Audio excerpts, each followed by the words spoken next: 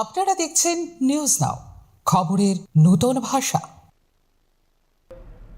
উত্তর ত্রিপুরার মেধাবী ছাত্রছাত্রীদের উৎসাহ এবং সম্মান জানাতে অভিনব উদ্যোগ নিল জেলা প্রশাসন। ধর্মনগর সার্কিট হাউসে জেলা প্রশাসনের উদ্যোগে অনুষ্ঠিত হল মেধাবীদের সাথে চা আড্ডা।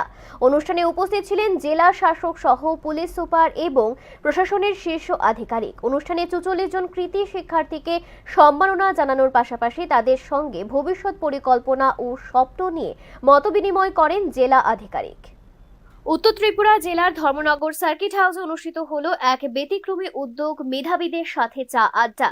জেলা শাসক এবং জেলা ম্যাজিস্ট্রেটের আয়োজিত এই অনুষ্ঠানে জেলার 44 জন মেধাবী ছাত্রছাত্রীকে সম্মাননা জানানো হয়। শিক্ষার্থীদের হাতে সম্মাননার স্মারক তুলে দেন জেলা শাসক এবং জেলা প্রশাসনের অন্যান্য আধিকারিকেরা।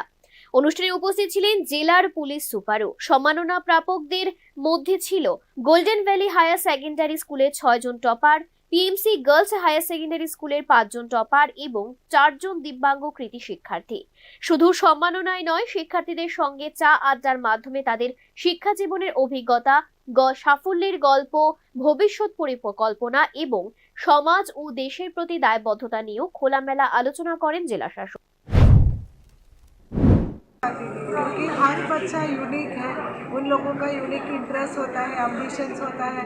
तो हमारा टॉपर्स है, उन लोगों का जर्नी हम लोग जानना चाहते थे।